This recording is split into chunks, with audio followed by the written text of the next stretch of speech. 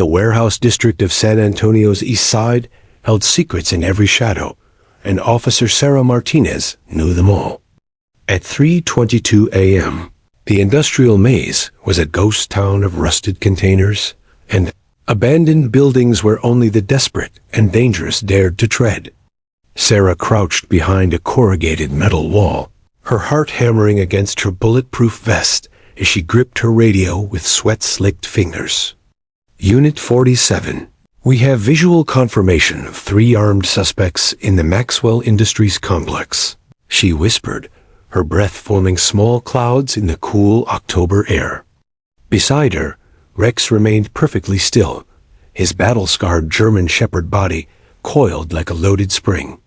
The dog's dark eyes never left the warehouse entrance, his ears rotating like satellite dishes, picking up sounds that human ears couldn't detect. Rex wasn't just any police dog. His left ear bore a jagged scar from a knife attack 2 years ago when he'd saved Sarah from a drug dealer's ambush. His right front paw had been broken in 3 places during a rooftop chase that ended with Rex tackling a fleeing suspect off a fire escape. But those scars told the story of a warrior who'd never hesitated to put his life on the line for his partner. Copy that, Unit 47. Backup is en route. ETA 4 minutes, crackled through Sarah's radio. 4 minutes might as well have been 4 hours when suspects were destroying evidence inside. Sarah had spent 18 months building this narcotics case against the Morales cartel, and everything hinged on securing the warehouse before they could torch their operation. She studied the building's layout through her night vision scope. 2 suspects visible through the grimy windows on the ground floor, 1 more on the second-level catwalk. All appeared armed with what looked like military-grade assault rifles. Standard protocol demanded waiting for backup, but Sarah could see smoke beginning to curl from the building's ventilation system. They were already burning evidence. "What do you think, boy?" she whispered to Rex, whose tail gave the slightest twitch, their signal that he was ready for action. 3 years of partnership had created an almost telepathic connection between them. Sarah could read Rex's body language like a book, and he could anticipate her commands before she spoke them. Rex had come to her as a 2-year-old washout from the military working dog program, too aggressive for standard police work, the trainers had said. But Sarah saw something special in those intelligent brown eyes. During their first training session, Rex had located a hidden drug stash that had stumped 3 other K9 teams. By their second week together, he was finding contraband in places that seemed impossible. Their breakthrough case had come 6 months into their partnership. A routine traffic stop had turned deadly when the driver pulled a gun on Sarah during what should have been a simple citation.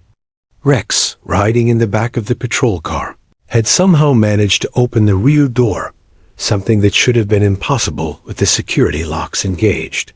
He'd taken down the gunman with surgical precision, neutralizing the threat without causing permanent injury.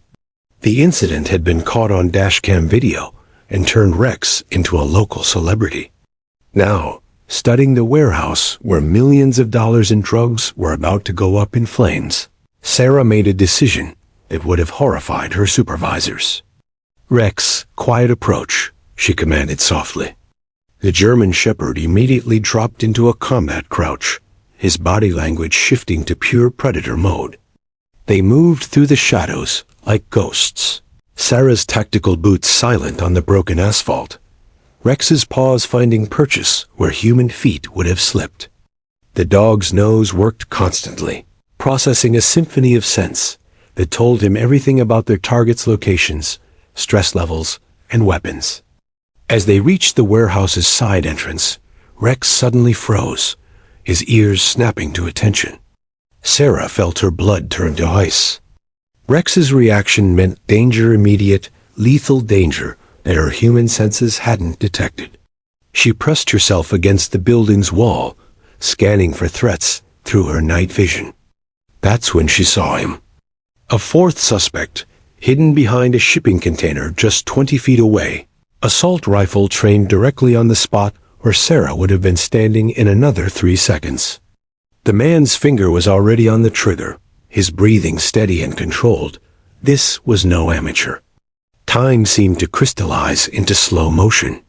Sarah's hand moved toward her service weapon, but she knew she'd never clear leather before the suspect could fire. The distance was too great for her to reach him physically. In that heartbeat between life and death, only one option remained. "Rex, attack," she commanded, her voice barely a whisper. The German Shepherd exploded into motion like a missile launched from hell. 85 pounds of muscle, bone, and righteous fury covered 20 feet in less than 2 seconds. The suspect's eyes widened in terror as he tried to swing his rifle toward the charging dog. But Rex was already airborne, his powerful jaws clamping down on the gunman's wrist with crushing force. The rifle clattered to the ground as the suspect screamed, more in shock than pain. Rex's training kicked in, neutralized the threat, control the suspect, protect his partner. He maintained his grip on the man's wrist while using his body weight to drive him to the ground, preventing any possibility of reaching a secondary weapon. "Police, don't move," Sarah shouted, her weapon now drawn and trained on the downed suspect. Her hands trembled slightly, not from fear, but from the adrenaline surge of realizing how close she'd come to death. Without Rex's supernatural awareness, she would have walked into that ambush blind. As backup units arrived with sirens wailing and floodlights blazing, Sarah knelt beside Rex and ran her hands through his thick coat, checking for injuries. The dog's tail wagged once, his way of saying he was fine and ready for whatever came next. "You saved my life again, boy," she whispered into his ear. Rex's response was to lick her face once, then immediately return his attention to scanning for additional threats. Even in moments of affection, he never stopped being a cop. Later, as the suspects were loaded into transport vehicles and the warehouse was secured, revealing the largest drug seizure in San Antonio PD history, Sarah reflected on her partnership with Rex. Other officers had dogs. She had a guardian angel with 4 legs and a badge. She had no way of knowing that in just 2 weeks, their roles would be reversed, and it would be Rex watching helplessly as his partner faced death in the churning waters of the San Antonio River. Their unbreakable bond was about to be tested in ways neither of them could imagine. The emergency dispatch crackled through Sarah's radio at exactly 3:47 p.m., cutting through the oppressive August heat like a knife. "All units, we have shots fired at First National Bank, downtown branch. Multiple suspects fleeing on foot toward Riverside Park, armed and extremely dangerous." Sarah's pulse spiked as she grabbed her radio from the patrol car's dashboard. She and Rex had been conducting routine surveillance on a suspected drug house when the call came in, but bank robbery trumped everything. "Unit 47 responding," she barked into the radio, already firing up the engine. ETA 3 minutes. Rex sensed the urgency immediately. The German Shepherd's ears perked up from his position in the back seat, his body shifting into high alert mode. His brown eyes met Sarah's in the rearview mirror, and she saw the familiar spark of readiness that had saved her life countless times before. The drive through downtown San Antonio was a blur of sirens and flashing lights. Sarah's hands gripped the steering wheel as she navigated through traffic, her mind racing through tactical scenarios. Bank robberies weren't random. They required planning, inside knowledge, escape routes. The fact that the suspects were fleeing toward Riverside Park was either brilliant or desperate. As they screamed past the Majestic Theater, Sarah's radio erupted with updates. Suspects described as 3 Hispanic males, armed with assault rifles. Vehicle abandoned near Commerce Street Bridge. They're on foot, heading toward the river. Sarah's blood ran cold. The San Antonio River had been rising for 3 days straight due to unprecedented rainfall from Hurricane Delilah, which had stalled over the Gulf Coast. What was normally a peaceful tourist attraction had transformed into a churning brown torrent that the city's emergency management team had been monitoring hourly. "Rex, this could get ugly," she said, catching her partner's eyes again in the mirror. The dog's tail thumped once against the seat, his way of saying he was ready for anything. They reached Riverside Park in record time, tires squealing as Sarah brought the patrol car to a halt near the park's main entrance. The usually serene area was chaos, tourists screaming and running for cover, park rangers herding families away from the swollen river, and the unmistakable sound of automatic gunfire echoing through the trees.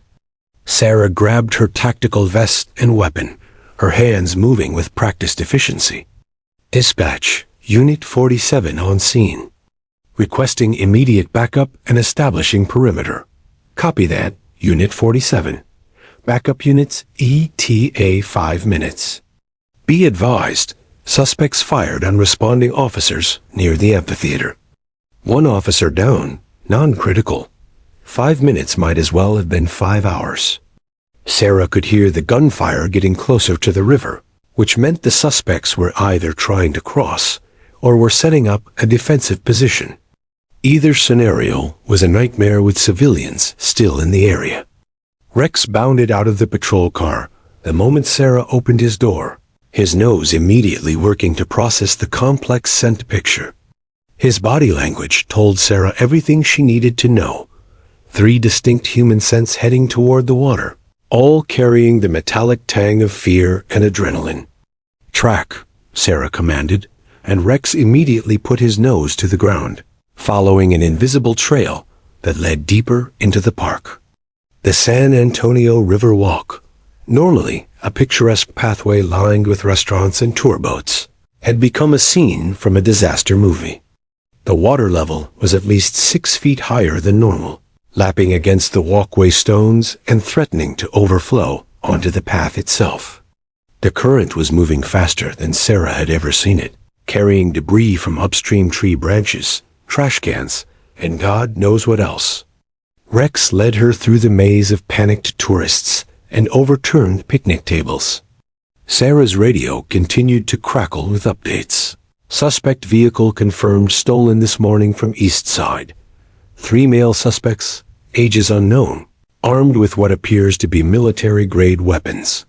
They reached a bend in the river where the walking path curved around a grove of ancient cypress trees. Rex suddenly stopped, his ears rotating like radar dishes. Sarah crouched behind a concrete planter, scanning the area ahead through her tactical scope. That's when she saw them. 2 suspects were visible about 50 yards ahead, one crouched behind an overturned park bench, the other positioned near a drainage culvert that was pouring brown water into the already swollen river. Both carried assault rifles, and both were scanning the area with the calm efficiency of trained soldiers. "This isn't some desperate bank job," Sarah whispered into her radio. "These guys have military training." Requesting SWAT backup immediately. But even as she spoke, she realized the 3rd suspect was nowhere to be seen. Rex's body language suggested he was still tracking multiple scents, which meant the crack of a rifle shot split the air, and chunks of concrete exploded from the planter just inches from Sarah's head. The 3rd suspect had flanked them, positioning himself somewhere in the trees with a clear line of sight. "Rex, cover!" Sarah shouted, rolling behind a larger concrete barrier as more shots rang out. The German shepherd immediately flattened himself against the ground, his training kicking in automatically. Sarah's radio was alive with chatter. Shots fired at Riverside Park. Officer under fire near the amphitheater. But the backup units were still minutes away, and she could hear the suspects coordinating their movements, their voices carrying across the water. She needed to move, to get to a better position, but the shooter in the trees had her pinned down. The other 2 suspects were using the distraction to advance along the river's edge, trying to outflank her position. Rex low crawled to Sarah's position, his intelligent eyes asking for permission to engage. She could see the calculation in his expression, He could reach the hidden sniper before the man could react, but it would mean crossing 30 yards of open ground under fire. "Not yet, boy," she whispered, her mind racing through options. "We wait for backup," but the decision was taken out of her hands when she heard the sound that would haunt her nightmares for months to come, a child crying, somewhere near the water's edge. Through her scope, Sarah spotted a little girl, maybe 6 years old, crouched behind an overturned kayak rental stand. She must have been separated from her parents in the chaos, and now she was trapped between the rising water and 3 armed killers who wouldn't hesitate to use her as a human shield. Sarah's training said wait for backup. Her heart said that little girl had maybe 2 minutes before the suspects spotted her. "Rex, we're going in," she whispered, checking her weapon one last time. The German shepherd's tail wagged once, his way of saying he trusted her judgment completely, even when that judgment was about to lead them both into the most dangerous situation of their careers. Sarah took a deep breath, offered a quick prayer to whatever guardian angels watched over cops and their canine partners, and prepared to move toward the swollen river where death waited in a dozen different forms. The world exploded into chaos the moment Sarah's boot hit the rain-slicked riverbank. What should have been solid ground gave way like quicksand, sending her tumbling backward in a sickening spiral of mud, concrete, and terror.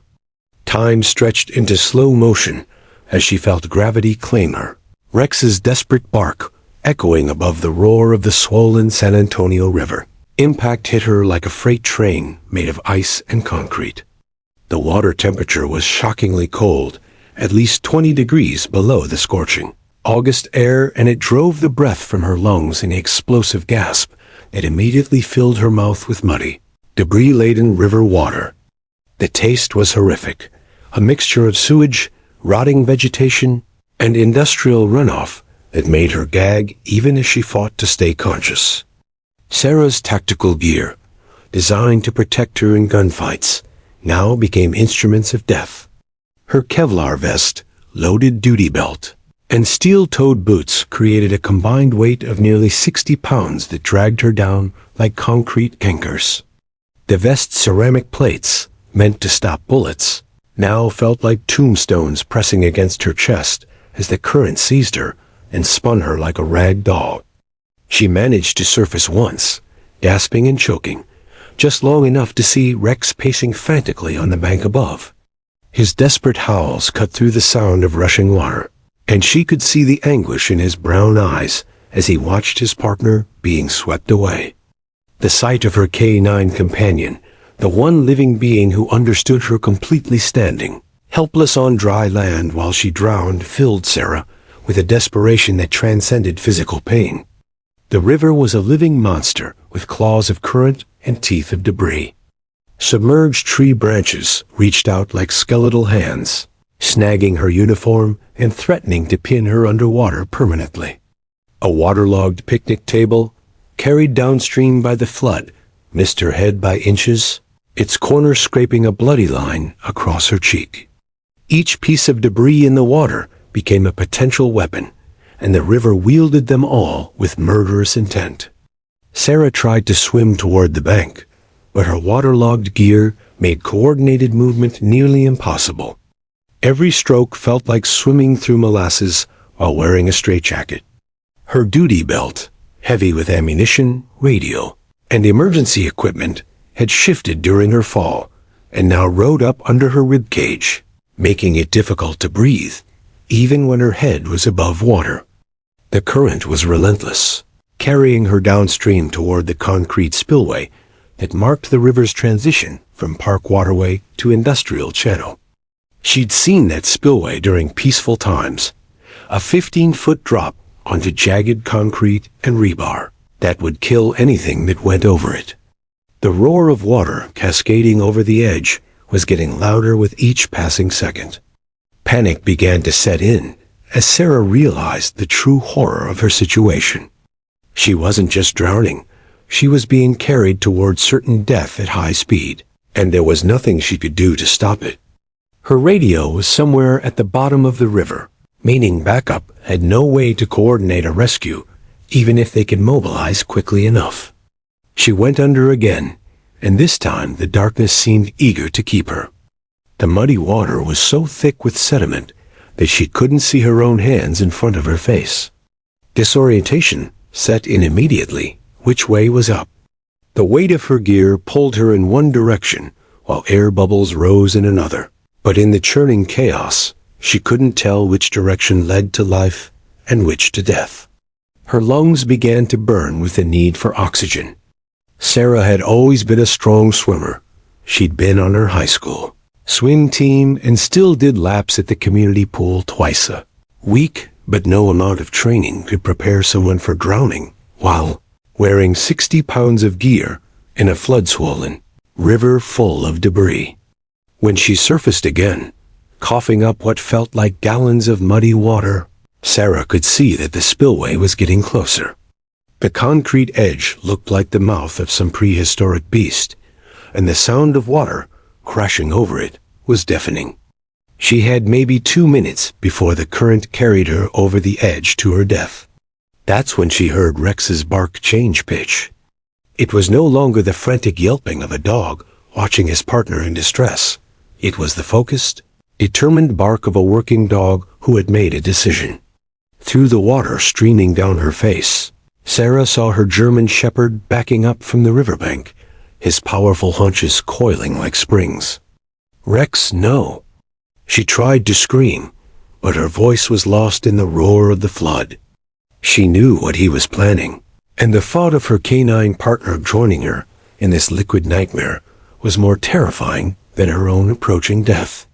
The water pulled her under again, and this time Sarah felt her strength beginning to fail. Her arms were cramping from fighting the current, her legs were going numb from the cold, and her waterlogged gear felt heavier with each passing moment. The river seemed to sense her weakness and pressed its advantage, spinning her through an underwater forest of debris that battered her from all directions. When she fought her way to the surface once more, gasping and choking, the spillway was close enough that she could feel the spray from the waterfall. The current had accelerated, and she could feel herself being pulled inexorably toward the concrete edge. This would be her last chance to breathe before the river claimed her completely.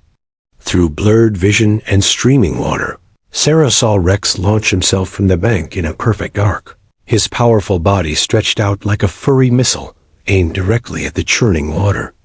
His eyes were locked on hers with an intensity that transcended the chaos around them.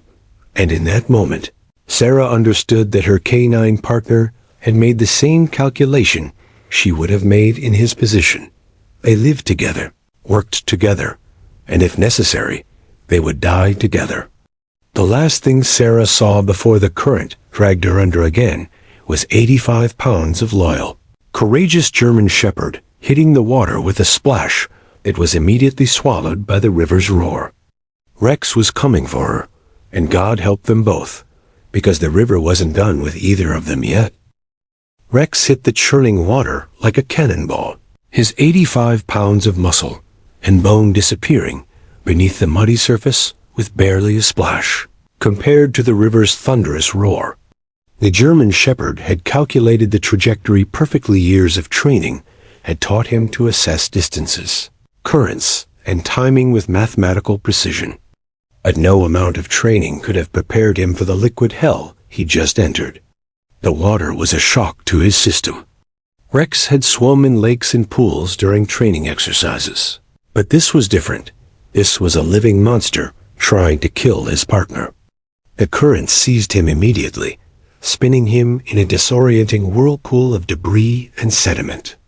Chunks of concrete, tree branches, and unidentifiable objects swept past him like projectiles fired from some underwater cannon. Through the murky water, Rex's superior eyesight caught a flash of blue Sarah's uniform, about 20 feet downstream and sinking fast.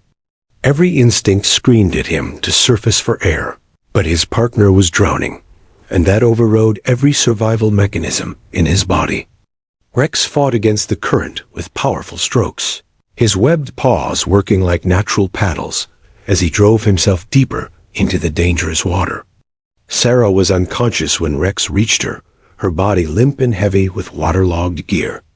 Bubbles streamed from her nose and mouth, and her face had taken on a grayish pallor that terrified the German shepherd more than any armed suspect ever had. Rex grabbed the shoulder strap of her tactical vest in his powerful jaws, but the current immediately tried to tear them apart. The weight was incredible. Sarah's gear-laden body felt like trying to lift a concrete block underwater, and the river seemed determined to keep its prize. Rex's lungs burned for air, but he refused to let go. Using every ounce of strength in his muscular frame, he began the agonizing journey toward the surface, fighting not just the current, but the dead weight of his unconscious partner. When Rex finally broke through to air, gasping and choking, he found himself in the middle of a nightmare. The spillway was less than 100 yards away, its concrete edge visible like a death sentence carved in stone. The sound of water crashing over the falls was deafening, and the current was accelerating with each passing second. Rex had maybe 3 minutes to get Sarah to safety before they both went over the edge. But Sarah wasn't breathing. Rex could feel the limpness in her body, could see her blue lips and closed eyes. His canine training had included water rescue scenarios, but nothing like this. He was supposed to deliver flotation devices to conscious victims, not perform CPR on a drowning officer while being swept toward a waterfall. The German shepherd made a decision that would have impressed human rescue swimmers. Instead of trying to swim directly to shore against the powerful current, Rex began swimming diagonally across the flow, using the river's own force to carry them toward the bank, while gradually working his way out of the main channel. It was a technique that required incredible strength and endurance, but it was their only chance. Blood streamed from cuts on Rex's muzzle, where debris had scraped him, turning the water around his head pink. A jagged piece of metal siding, probably torn from a building upstream, slashed across his right shoulder, leaving a gash that would require dozens of stitches. But Rex's grip on Sarah's vest never wavered. The spillway was getting closer. Rex could feel the acceleration as the water was drawn toward the falls, could sense the suction that would pull them over the edge if he didn't reach shallow water soon. His powerful legs worked frantically, but Sarah's dead weight made progress agonizingly slow. That's when Rex heard the sirens. Emergency vehicles were arriving on the scene above, their red and blue lights flashing through the trees. Rex could hear voices shouting, could see figures moving along the riverbank, but they were still too far away to help. The rescue teams would need several minutes to deploy water rescue equipment, and Rex didn't have several minutes. He had maybe 60 seconds before the spillway claimed them both. Rex's training kicked in with crystalline clarity. During water rescue exercises, he'd been taught to look for anything that could provide buoyancy or anchor points. Through the churning water, he spotted Salvation, a partially submerged tree that had fallen across the river about 30 feet from shore. Its trunk was wedged against the concrete bank, creating a natural barrier that broke the current's flow. Using the last reserves of his strength, Rex angled toward the tree. The current fought him every inch of the way, trying to sweep them past their only chance at survival. Rex's muscles screamed with exhaustion, and his lungs burned from the constant battle to keep both their heads above water. 20 feet from the tree, Rex felt Sarah's body convulse. She was choking, coughing up river water in violent spasms that nearly broke his grip on her vest. Her eyes fluttered open for a moment, unfocused and terrified, before rolling back as another wave swept over them. 10 feet from the tree, Rex's strength began to fail. His powerful swimming strokes became desperate thrashing as exhaustion threatened to claim him. The spillway was so close now that spray from the waterfall misted around them, and the roar was overwhelming. 5 feet from Salvation, Rex made one final superhuman effort. He released Sarah's vest for just a moment, repositioning his grip on the reinforced collar of her tactical gear. then drove forward with every fiber of muscle in his body. His claws scraped against the tree's bark as the current tried to sweep them past, but Rex held on with the tenacity that had made him a legend in the K-9 unit. Working with desperate efficiency, Rex maneuvered Sarah's unconscious body until her vest caught on a broken branch, securing her against the tree's trunk. Only then did he allow himself to grab onto the bark with his own claws, his sides heaving as he fought for breath. Above the roar of the water, Rex could hear the rescue teams getting closer. Voices were shouting commands, ropes were being deployed, and somewhere in the chaos, he could hear Sarah's call sign being repeated over and over on emergency radios. But Rex didn't look up at the approaching rescuers. His eyes remained fixed on Sarah's face, watching for any sign that she was still fighting, still alive. Because in that moment, suspended between a fallen tree and certain death, a German shepherd understood that saving her from the water was only the beginning. Now he had to keep her alive long enough for the humans to reach them. A spillway thundered just yards away, a constant reminder of how close they'd come to dying together. But Rex had done the impossible. He'd pulled his partner back from the edge of death itself. Now all he had to do was hold on until help arrived, and pray that he'd been fast enough to save the most important person in his world.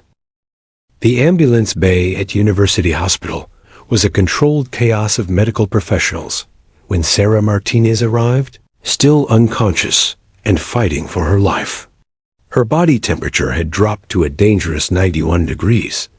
Her oxygen saturation was critically low, and muddy river water continued to drain from her lungs with each labored breath.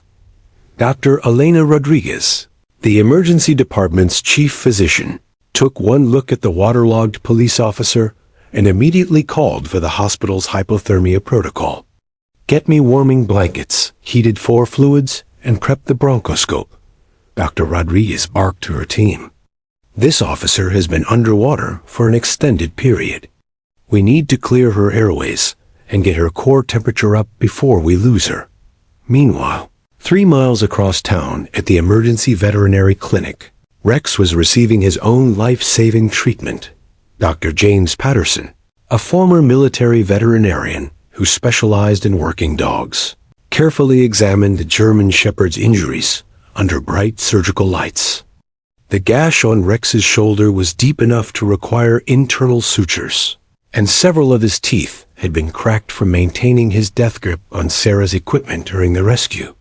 "This is the most remarkable case I've seen in 20 years of practice," Dr. Patterson told his surgical team as he began cleaning Rex's wounds. The muscle strain in his neck and jaw suggests he was supporting significant weight for an extended period. The injuries are consistent with a prolonged water rescue under extreme conditions. Rex remained conscious throughout the procedure, but his eyes kept drifting toward the clinic's entrance.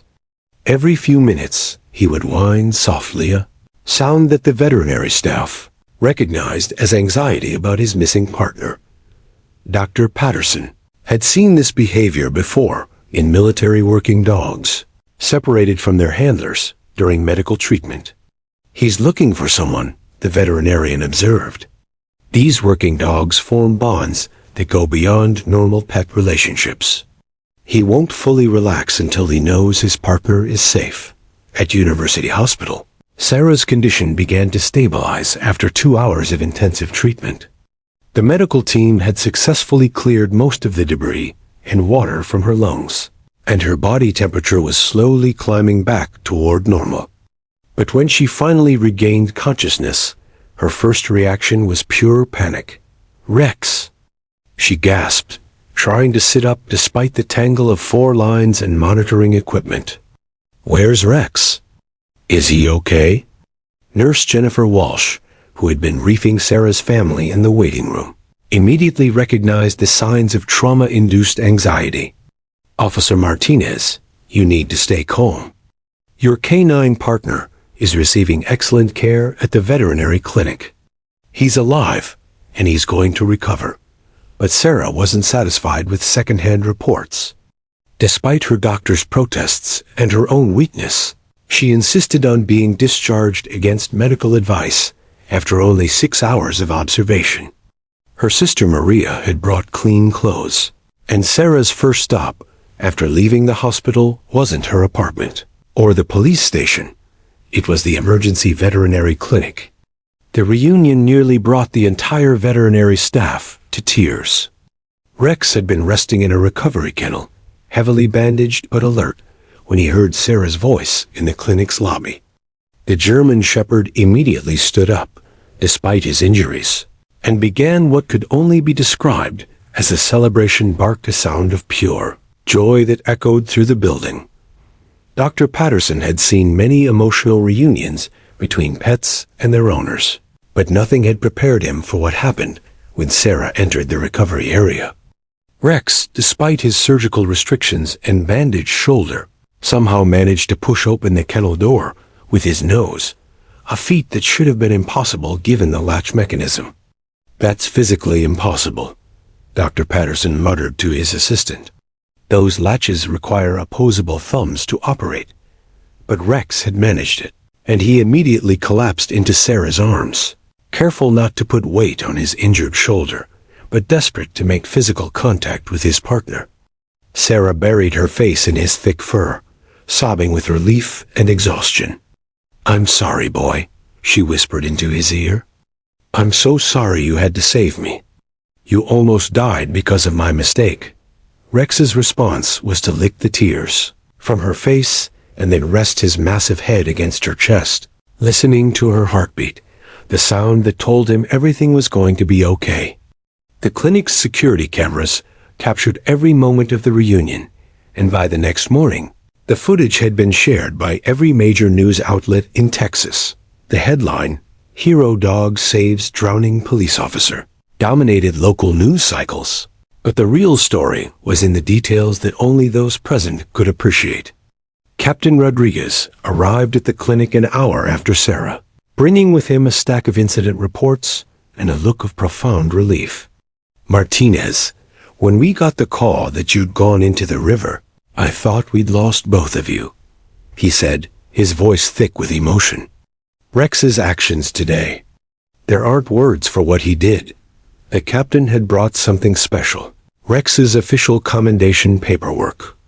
The German Shepherd was being awarded the department's Medal of Valor, the highest honor available to K-9 officers. But more importantly, the mayor's office had already called to arrange a citywide ceremony recognizing Rex's heroism. Sarah listened to the accolades and ceremony plans, but her mind was elsewhere. Sitting on the clinic floor with Rex's head in her lap, feeling his steady breathing and seeing his bandaged wounds, she was processing something that would change both their lives forever. "Captain," she said quietly, "I need to request a meeting with you and the chief when Rex is cleared for duty." "Of course." Debriefing is standard after any traumatic incident. "It's not about debriefing," Sarah replied, her hand gently stroking Rex's uninjured ear. "It's about our future. Rex showed me something today about what real heroism looks like. About saving lives instead of just making arrests." Captain Rodriguez raised an eyebrow. "What are you thinking, Martinez?" Sarah looked down at Rex, whose intelligent brown eyes seemed to understand that their partnership was about to evolve into something unprecedented. "I'm thinking it's time we stopped chasing drug dealers and started saving lives. All kinds of lives. In all kinds of water." The captain didn't understand what she meant, but the conviction in Sarah's voice told him that Officer Martinez and her K-9 partner were about to request something that would surprise everyone in the San Antonio Police Department. Outside the clinic, news vans were beginning to gather as word of the dramatic rescue spread. But inside, in the quiet of the recovery room, a police officer and her K-9 partner were planning a future that would revolutionize emergency response across the entire country. Rex's tail wagged once a gentle thump against the clinic floor that seemed to say he was ready for whatever came next, as long as they faced it together. The San Antonio Police Department's main briefing room had never seen tension quite like this. Word had spread through the department that Officer Sarah Martinez was making some kind of major announcement, and every available officer had crowded into the space normally reserved for shift briefings and policy updates. The room buzzed with speculation. Some thought Sarah was retiring early due to trauma from her near drowning. Others whispered that she might be receiving a promotion to detective. Chief Patricia Hendricks sat in the front row, her weathered face showing concern mixed with curiosity. Beside her, Captain Rodriguez fidgeted with his pen. Still processing the cryptic phone call Sarah had made 2 days earlier requesting this meeting. The only clue he'd received was Sarah's insistence that Rex be present for whatever she planned to announce. Rex lay beside the podium, his bandaged shoulder and healing wounds visible reminders of the heroic rescue that had dominated local news for the past week. The German Shepherd's presence added an unusual formality to the proceedings. K-9 officers rarely attended administrative meetings unless they were receiving commendations. Sarah approached the microphone with the same steady confidence she'd displayed during countless drug busts, but those who knew her well could see something different in her demeanor. Her 3-year-old daughter Emma sat with her ex-husband David in the back row, unaware that her mother was about to append her entire career. "Thank you all for coming," Sarah began, her voice carrying clearly through the packed room. "A week ago, Rex saved my life in the San Antonio River. What happened that day has given me a lot of time to think about the kind of police work we're doing and the kind of police work we should be doing." The room fell silent. Even the usual rustling of papers and shifting in chairs stopped as every person present focused on Sarah's words. "I've been a narcotics officer for 5 years," Sarah continued. "In that time, Rex and I have made over 300 arrests, seized millions of dollars in drugs and cash, and helped put dozens of dealers behind bars.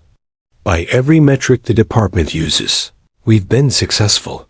Captain Rodriguez nodded approvingly, wondering where this was heading. "But success in narcotics is measured by arrests and seizures. Success in what I'm proposing would be measured by lives saved." Sarah paused, making eye contact with Chief Hendricks before delivering the words that would shock everyone in the room. "I'm formally requesting an immediate transfer from the Narcotics Division to establish the San Antonio Police Department's first K-9 water rescue unit." The silence that followed was deafening. Then the room erupted. "Water rescue?" Officer Johnson called out from the middle of the crowd. "Sarah, you nearly drowned. Why would you want to go back in the water?" Detective Linda Hayes stood up, her voice filled with disbelief.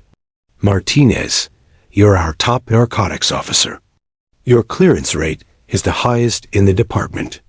Why throw that away?" Captain Rodriguez looked like he'd been hit with a sledgehammer. "Sarah, with all due respect, we don't have a water rescue program. We've never had a water rescue program. The fire department handles water emergencies." Sarah had anticipated every objection. She clicked a remote, and the room's projection screen lit up with statistics that made several officers gasp. "In the past 12 months," Sarah read from her prepared presentation, 37 people have drowned in San Antonio's waterways. 37 families destroyed while we focused on drug arrests that, statistically, have minimal impact on overall drug availability in our city. The screen showed photographs of victims' children who had fallen into storm drains during flash floods, homeless individuals who had camped too close to rising water, elderly people whose cars had been swept away during severe weather. The fire department's water rescue team is excellent, but they're understaffed and overwhelmed during flood season.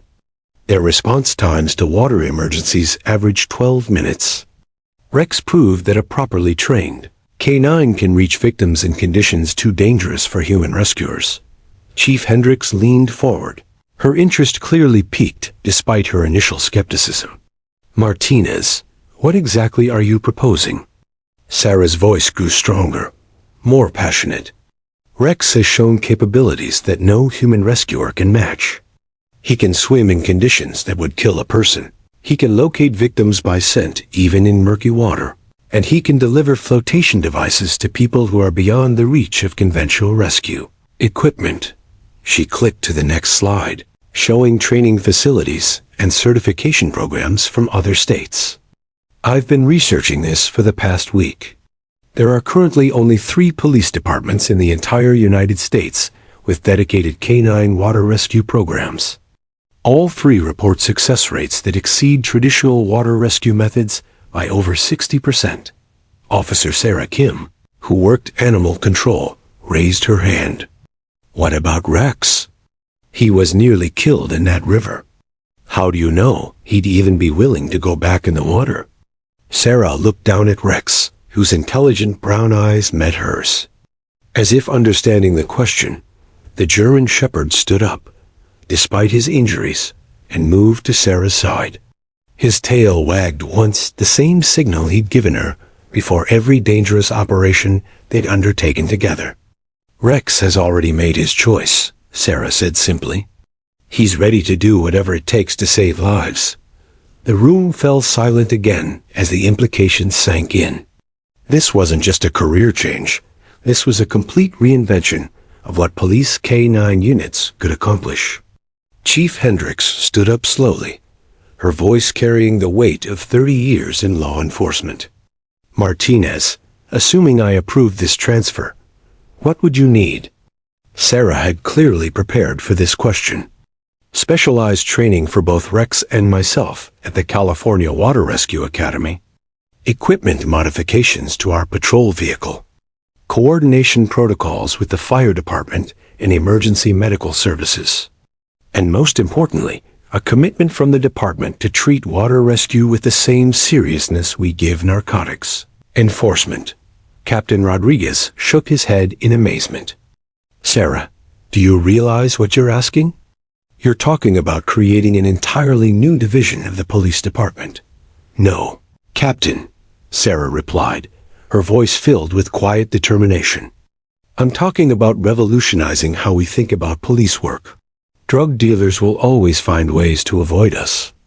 But people who are drowning, they need us right now, today, and we're not there for them. The room was silent as everyone processed the magnitude of what Sarah was proposing. This wasn't just about changing jobs. It was about fundamentally redefining what it meant to serve and protect.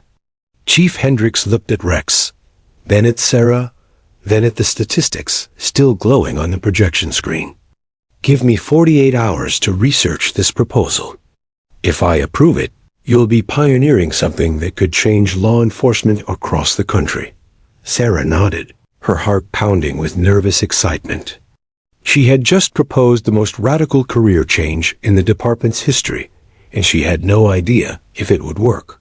But as Rex leaned against her leg, she knew they were about to embark on the most important mission of their partnership.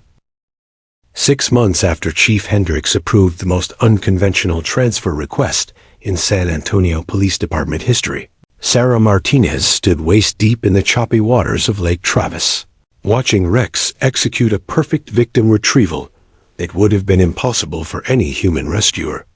The German Shepherd had just completed his certification as the first official police water rescue dog in Texas, and the transformation in both partners was nothing short of miraculous. Distance 200 meters. Victim location confirmed. Rex, water rescue protocol, Sarah commanded, her voice carrying across the training lake with practiced authority. Rex immediately entered what their trainer called mission mode, his entire demeanor shifting from alert companion to focused lifesaver. The specialized flotation harness he wore was equipped with emergency beacons, a waterproof camera, and quick-release flotation devices designed specifically for water rescue operations. But the most remarkable addition was Rex's new training. He could now locate drowning victims by scent even in turbulent water and deliver life-saving equipment in conditions that would challenge even Olympic swimmers. The training scenario involved a victim, actually a volunteer firefighter wearing a specialized suit that simulated an unconscious drowning person positioned in the middle of the lake during artificially created wave conditions. Traditional rescue swimmers had already attempted the scenario 3 times, and all 3 had been forced to abort due to the dangerous conditions. Rex entered the water like a 4-legged torpedo, his powerful swimming stroke cutting through waves that would have overwhelmed most rescue boats. The months of intensive training at the California Water Rescue Academy had transformed him from a standard police dog into something unprecedented, a canine emergency responder, capable of operations that redefined the limits of water rescue. Sarah monitored Rex's progress through the waterproof communication system built into his harness, her heart swelling with pride as she watched her partner navigate challenges that had stumped human professionals. The dog's enhanced training included victim psychology. Rex had learned to approach panicked, drowning victims in ways that calmed rather than frightened them, a skill that had taken months to master. Contact with victim confirmed, Sarah reported into her radio. Rex is deploying flotation assistance. Through her tactical scope, Sarah could see Rex positioning the quick-release flotation collar around the volunteer victim with surgical precision. The device, activated by Rex's specially trained bite sequence, immediately inflated to provide buoyancy while transmitting GPS coordinates to emergency responders. But the real test came next. As Rex began the return journey with the victim in tow, the training supervisors activated the scenario's most challenging element, simulated debris field.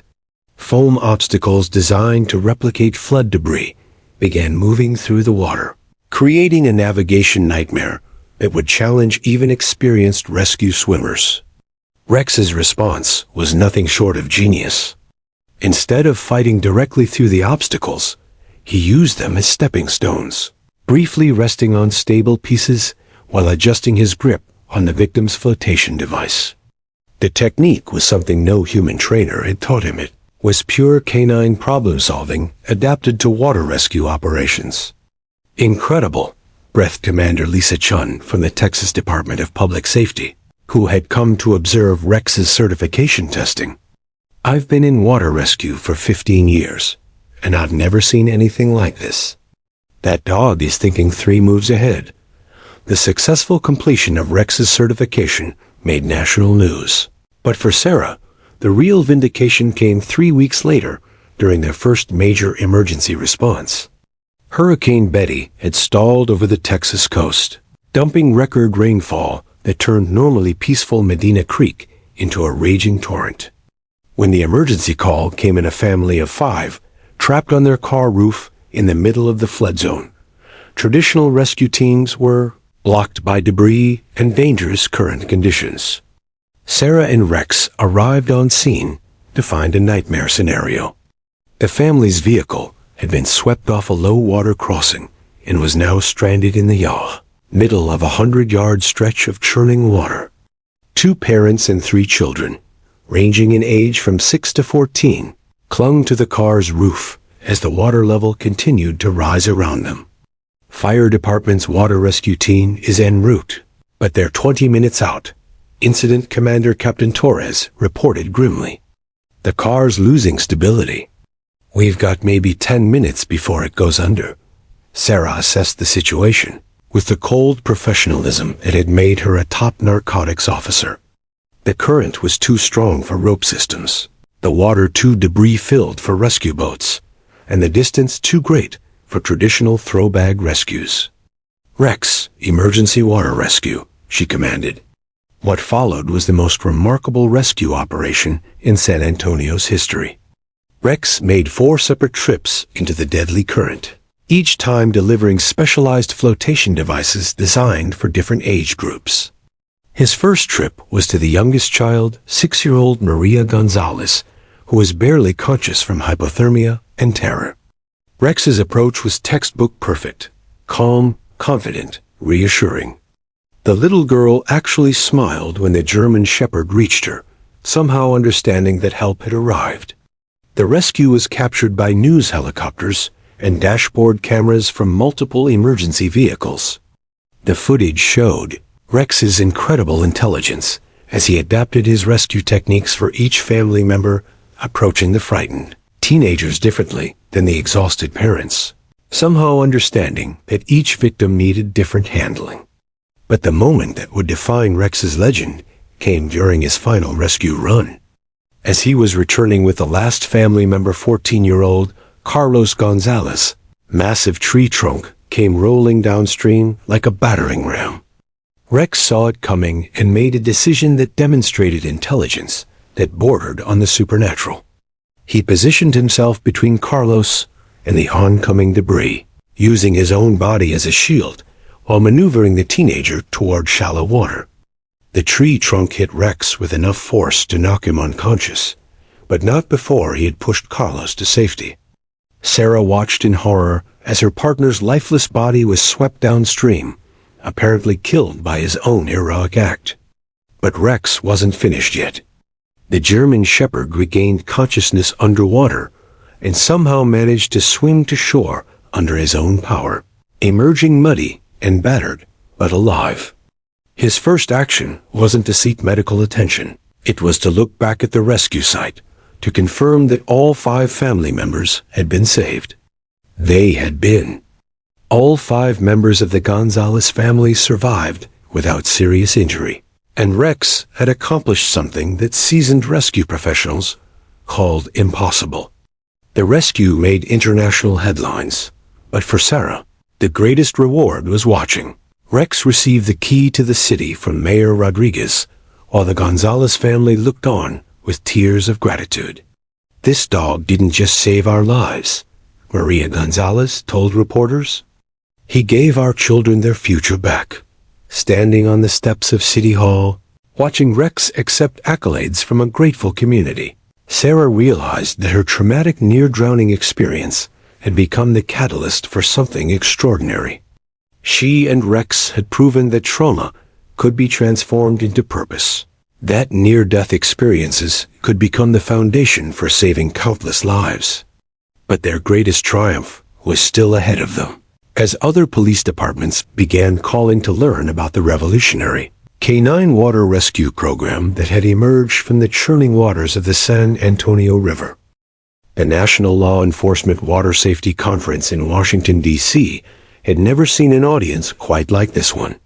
Police chiefs, fire department commanders, and emergency management directors from all 50 states filled the massive auditorium at the Ronald Reagan Building, their attention focused on the woman standing at the podium whose revolutionary work had transformed emergency response across America.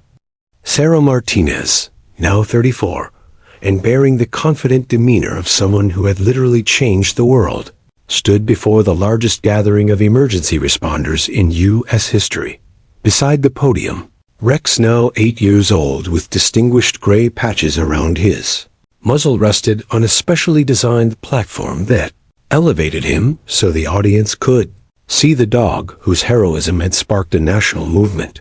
3 years ago, Sarah began, her voice carrying clearly through the state-of-the-art sound system. Rex and I were narcotics officers who measured success by the number of arrests we made and the amount of drugs we seized. Today, I'm here to tell you about a different kind of success, one measured in lives saved rather than cases closed. The massive screen behind her lit up with a map of the United States, showing red dots in 43 cities where K9 water rescue programs now operated. Each dot represented a program that had been established using the training, protocols, and operational procedures that Sarah and Rex had pioneered in San Antonio. In the past 36 months, K9 water rescue teams across the country have successfully rescued over 800 people from water emergencies. Sarah continued, clicking to display rescue statistics that made several audience members gasp. These are not theoretical numbers. These are fathers, mothers, children, and grandparents who are alive today because we dared to think differently about emergency response. The presentation continued with video footage from rescue operations across the country. There was Thunder, a Belgian Malinois from Miami-Dade County, pulling a hurricane victim from floodwaters that had trapped her for 6 hours. In Seattle, a German shepherd named Cascade had located and rescued 3 children whose boat had capsized in Puget Sound during a sudden storm. From Phoenix came footage of a Labrador retriever named Desert who had saved an elderly man from a flash flood in normally dry Arizona Creek bed. But it was the next segment of Sarah's presentation that truly stunned the audience. The success of canine water rescue programs led us to ask a broader question, Sarah said, her voice taking on the passionate tone that had convinced Chief Hendricks to approve her original transfer request. If we could save lives in water emergencies, what other life-saving applications were we missing? The screen showed photographs of children learning to swim in pristine pool facilities, their faces bright with excitement and accomplishment. These weren't typical community recreation centers. These were purpose-built swimming education facilities in some of America's most underserved communities. 6 months ago, Rex and I established the Rex Foundation for Water Safety Education, Sarah announced, and the audience erupted in spontaneous applause. Using proceeds from our book, speaking engagements, and corporate sponsorships, we've built 12 swimming education centers in low-income communities across Texas, Louisiana, and Florida. The foundation's impact was staggering. In just 6 months, over 3,000 children had learned to swim through the Rex Foundation's programs. But more importantly, childhood drowning rates in the communities served by the foundation had dropped by 73%, a reduction that emergency management experts called unprecedented. Rex doesn't just save people who are already drowning, Sarah explained, reaching down to scratch her partner's ears. He's preventing drownings from happening in the first place. The foundation's approach was revolutionary. Instead of traditional swimming lessons, the Rex Foundation used a program called Hero Training, where children learned water safety skills by role-playing as rescue dogs. Rex himself was present at many of the facilities, serving as both inspiration and instructor, as children learned that water could be a source of joy rather than fear. But Sarah wasn't finished with her surprises. Today, I'm announcing the next phase of our mission, she said, and the auditorium fell silent with anticipation. Thanks to a partnership with the Federal Emergency Management Agency, the Rex Foundation will be expanding internationally. By the end of next year, we'll have canine water rescue training programs operational in 12 countries, starting with regions most affected by flooding and water-related disasters. The international expansion was already showing remarkable results. A pilot program in the Philippines had trained local dogs to assist with typhoon rescue operations, while preliminary work in Bangladesh was developing flood response protocols adapted to local conditions and resources. Rex, as if understanding the magnitude of what was being announced, stood up on his platform and looked out at the audience with the same calm intelligence that had saved Sarah's life in the San Antonio River 3 years earlier. The assembled emergency responders spontaneously rose to their feet, giving the aging German shepherd a standing ovation that lasted nearly 5 minutes. But perhaps the most important thing we've learned, Sarah continued when the applause died down, is that heroism isn't about the size of the badge you wear or the number of arrests you make. It's about the willingness to risk everything for someone else, whether you have 2 legs or 4. As Sarah concluded her presentation, the screen showed one final image that brought tears to many eyes in the audience. It was a photograph from the previous week's graduation ceremony at the newest Rex Foundation facility in Houston, showing 50 children receiving their Hero Training certificates. In the center of the group sat Rex, wearing a small graduation cap that one of the children had made for him, his tail wagging as he was surrounded by kids who saw him not as a police dog, but as the hero who had taught them that they could be heroes too. The impact of Sarah and Rex's work extended far beyond emergency response. Their story had been featured in documentaries, children's books, and academic studies on trauma recovery and post-traumatic growth. Medical professionals credited their example with helping other trauma survivors find purpose in their experiences, while law enforcement agencies worldwide had begun reevaluating how they defined success and service. But for Sarah, standing on the stage in Washington, D.C., with Rex by her side, the greatest measure of success was simple. Somewhere in America, a child who might have drowned was swimming safely because they had learned water skills at a Rex Foundation facility. Somewhere else, a family trapped by floodwaters was being rescued by a K-9 team trained using protocols that Sarah and Rex had developed. As they left the podium together, Sarah, walking slowly to accommodate Rex's aging joints, they passed a banner that captured the essence of their incredible journey. From the depths of the San Antonio River to the heights of international recognition, courage creates ripples that become waves of change. Rex's tail wagged once, just as it had on that terrible day when he decided to jump into the churning water to save his drowning partner. That single act of canine courage had created ripples that were still spreading across the world, proving that sometimes the most profound changes begin with a simple decision to never give up on someone you love. The police officer who had nearly drowned and the dog who had saved her had become something neither of them had ever imagined possible, a symbol of hope for everyone who believed that trauma could be transformed into triumph, and that heroes really do come in all shapes and sizes.